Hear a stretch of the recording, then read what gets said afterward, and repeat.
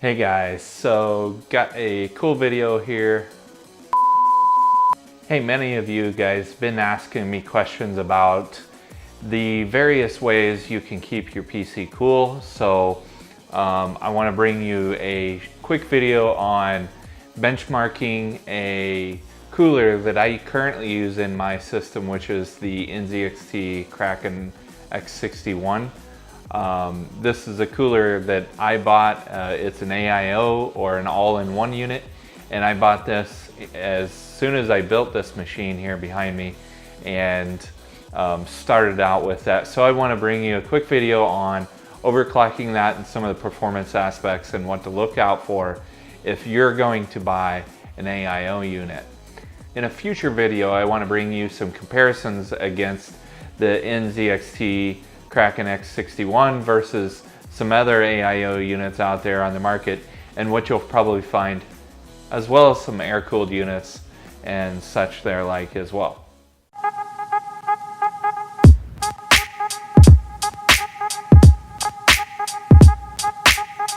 So I built this machine here last year around, I picked all the parts up on special from either some Black Friday sales on Newegg or Micro Center itself as well, and put this together in a previous video that I'll leave a card up here about that as well. So this is the ASUS A2 X99 system. I have a 6800K currently in this system and overclocked to 4.4 at 1.45 or 1.46 volts. So it does produce a little bit more heat than the stock CPU frequencies.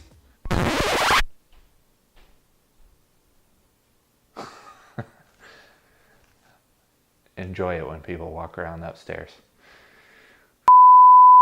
So what you want to be careful of when you're overclocking your CPU is obviously your temp spikes.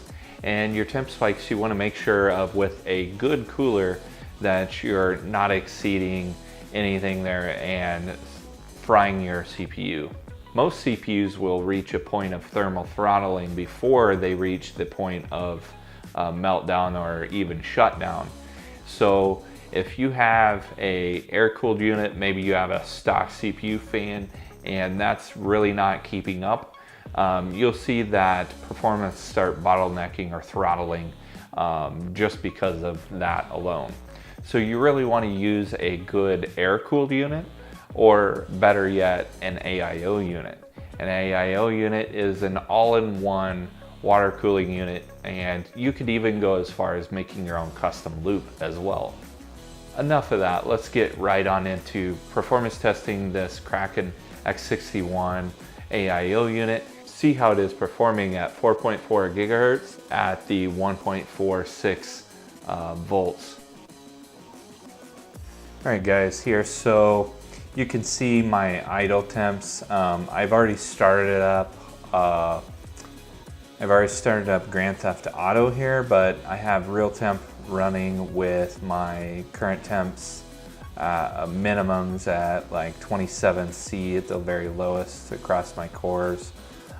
You can see I'm running at the 4.4 at the 146 volts right now here in CPU Z, and you can see that I'm running the i7 6800K. So the 6800K, I haven't really pushed it too much more than this, but this works out pretty good and I found it to be fairly stable.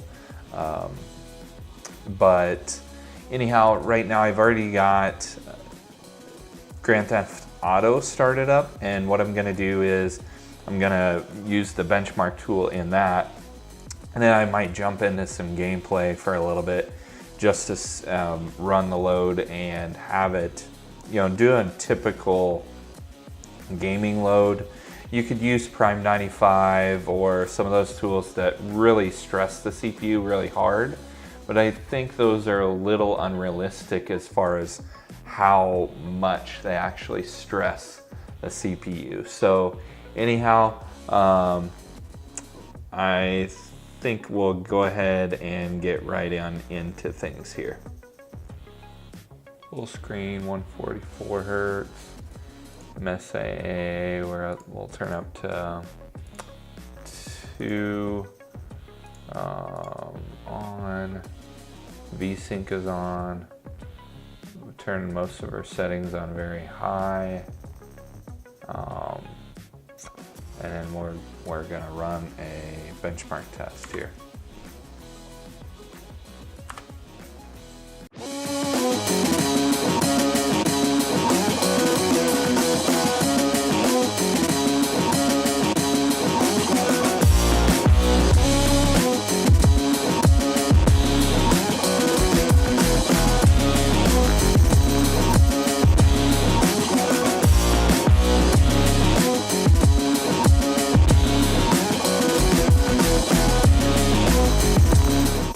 Here you can see I'm mostly getting around the 144 frames per second, somewhere average there, so doing pretty good.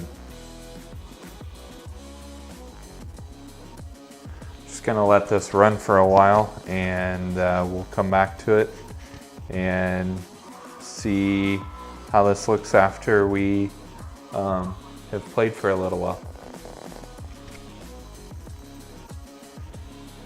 Alright guys, so I'm just doing a little playing here, and so far I turned up the MSAA a little bit more.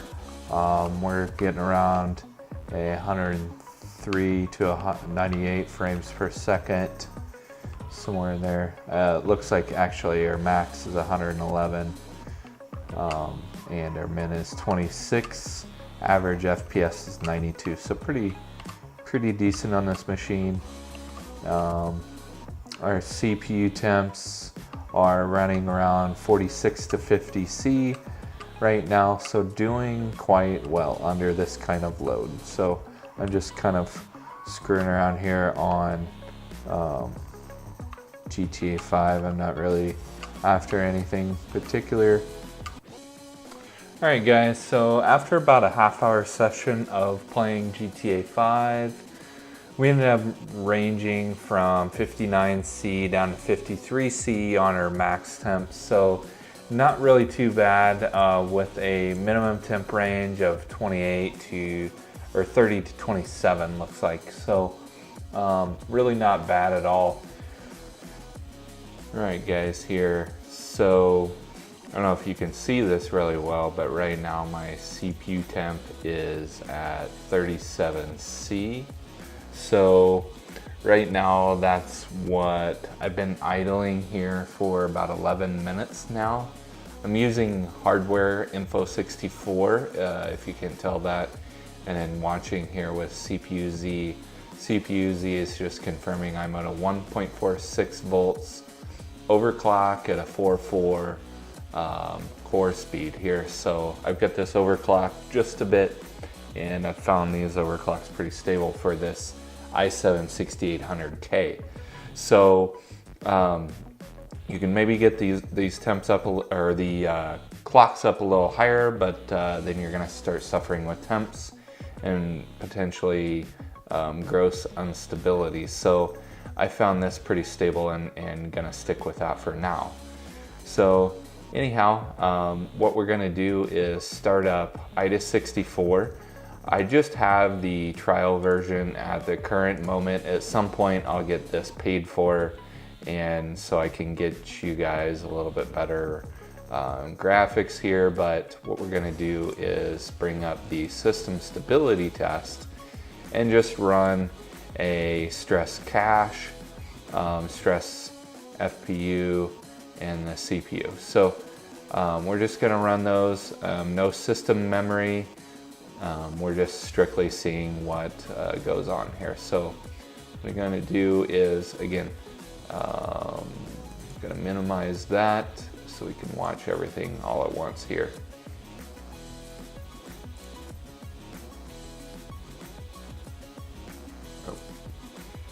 Start my test. All right, so we're gonna let this go for a little bit and come back to it and see how our temps are after we get done. Alright guys, we're back here, and this has been running, as you can see down here, for about 32 minutes. And quite interesting what I'm finding so far.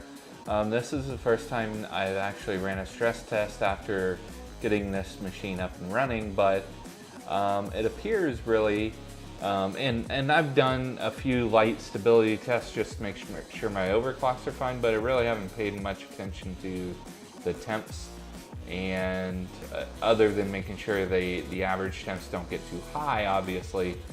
But what you can see here is that we've got a couple clocks or a couple cores that seem to be running a little hotter, nearly 10 degrees hotter than the rest of the cores. And typically I would see that on a core 0 or core 1.